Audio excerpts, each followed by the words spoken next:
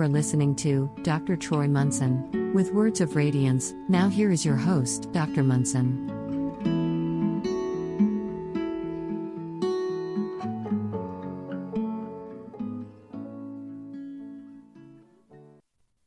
Hello and welcome. I'm Dr. Troy Munson on Words of Radiance. Positive thinking has been around for decades, and there have been whole litanies of movements built on things like positive thinking. And while I've heard that positive thinking works for some, it seems not to work for a vast majority. And I'm here to explain why and how to correct it. So if you're like, great, another guru talking about positive thinking. No thanks, I've tried that, doesn't work. I am with you. I have literally written pages upon pages of positive affirmations in books and notebooks, and to almost no avail. Now, I'll say almost to no avail, but the road was long and arduous. And I realized that, okay, while it may have had its inevitable help in my life of undoing issues, there is a real thing about positive thinking that will help us at least to understand the concept and maybe have it work much, much faster in your life. Because, as a father, I always want my kids to outperform me. How can I help you achieve what I've achieved in much less time and go way beyond me? Well, any teacher that should be their primary focus. How can I disseminate to you the things that I've learned, help you avoid the pitfalls, and get there faster, get to peace, get to joy, get to heaven, so to speak, much, much faster. So here's the first thing. Now, we could spend all of our time thinking about positive things. And while that is okay, the problem most people have is that they don't realize that within their own mind, they still have a vast majority of negative or fearful thoughts. This kind of thinking just continues on and on in the background. And so what makes positive thinking much more effective is first, or perhaps at the same time, really dealing with the debris that is in your mind. So let's give you an example. Let's say that I get mad and I break stuff in my house. And I'm just not going to clean it up because I'm just not going to do that. I'm not going to clean up the mess. And so instead I put a big rug over it. Let's say I break a chair and it's all in pieces, and I put a rug over it and it's kind of bumpy. I'm walking on it. It's like, whatever, I don't care. And then I get mad again and I break something else. Maybe I break a vase. A vase, we'll call it. And now I throw a rug over that. So now I got two rugs with debris, and it's kind of crunchy, and sometimes the wood breaks from the chair underneath that, and it's a bit unstable to walk on, but I just keep throwing rugs over it. So now I'm going to break the couch, and I'm just like take a sledgehammer and start really mashing up the couch, and it's like this big hurricane destruction, fuzz everywhere, and so I'm like, I'm just going to get a big rug, throw it over that, because I'm not going to clean it up. And so now this pile of rubble underneath my rugs is getting higher and higher, but I'm just going to be positive about it. This is really helping my agility, having to try to balance and all this debris underneath these rugs that I'm not willing to talk about or fix or correct.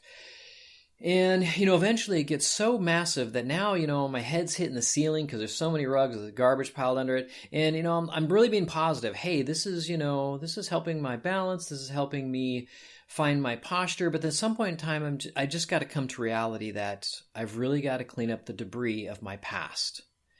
And it's not difficult to do.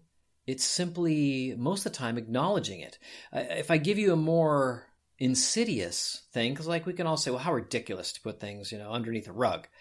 But let's say that you've got, a house that all of a sudden has a crack down the side wall. And you look on the opposite wall and there's a crack there too. Well, that's not okay. That's something a bit more difficult to handle. Well, I'll tell you what, I'll just put some mud on the walls and I'll just keep filling in that crack. And, your water bill's going up and you don't know why. And somebody says, that's probably not a good thing that your water bill's going so high.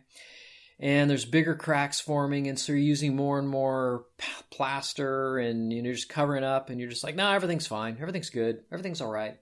And all of a sudden a big sinkhole opens up and swallows your entire house. And now you're wondering, where did your positive thinking about everything was okay and everything's all right and everything's great and rosy get you? Well, yeah, you could still have it. Well, my house is gone and everything is still great. That's true.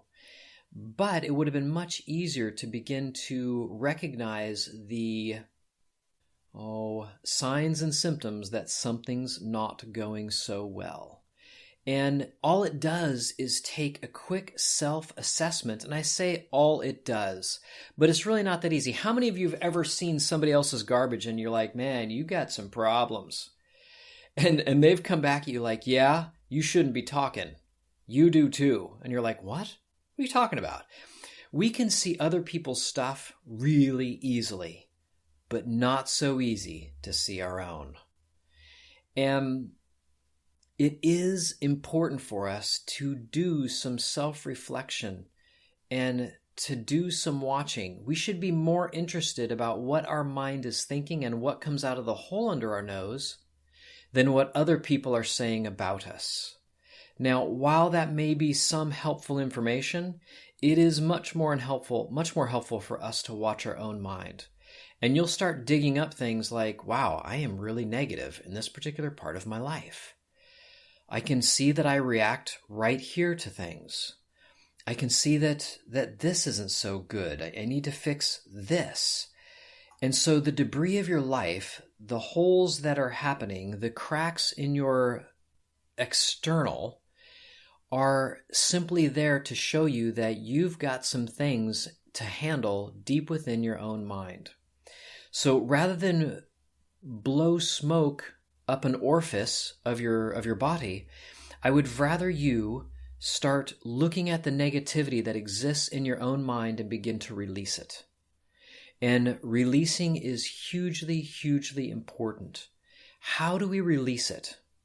Well, it's not real difficult. We have some really great sages of past that have coached us on how to do that. And for some people, I recommend even some things like a release technique. Some people have been able to do that by simply saying, I'm going to release this to God. Every thought I have, I'm going to release to God. If you're really diligent with that, and you watch all the debris coming in your mind that is negative, and you work your tail off to release every bit of that, you will go incredibly far.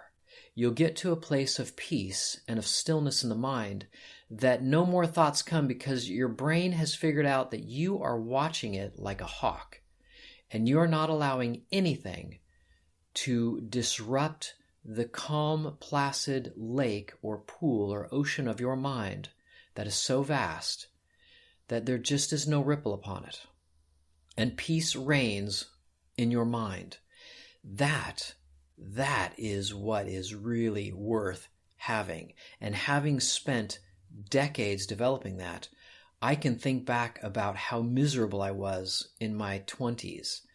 And I don't ever want to be back there. I allowed a lot of really rough things, tough things, hard things to happen to me until I finally figured out I was the one doing it to me all this time. So if you have people in your life that are like, oh my gosh, so-and-so needs to hear this. Yes, you can forward it to them, but you also should be taking a very keen look at your own thinking.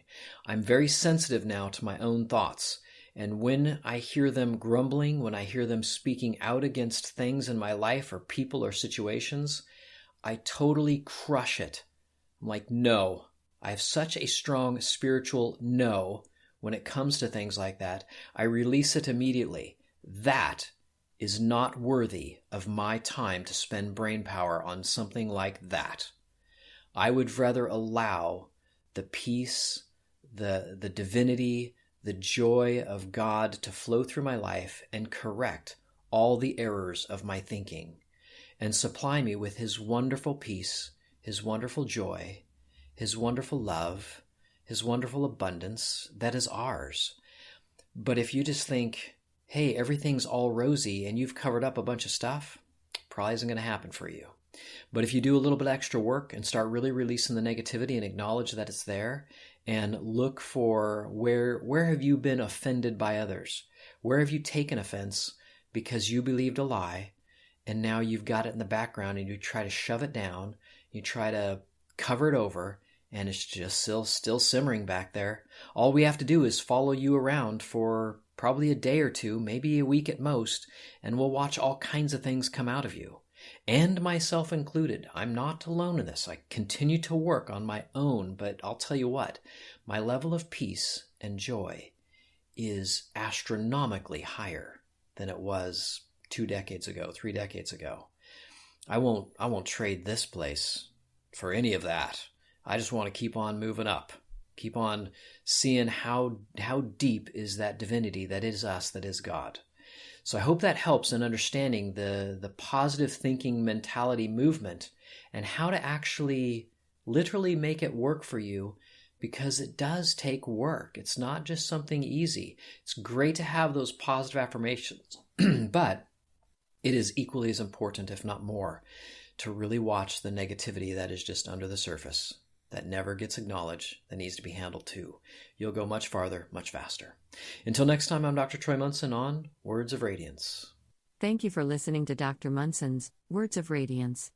We hope you enjoyed our show.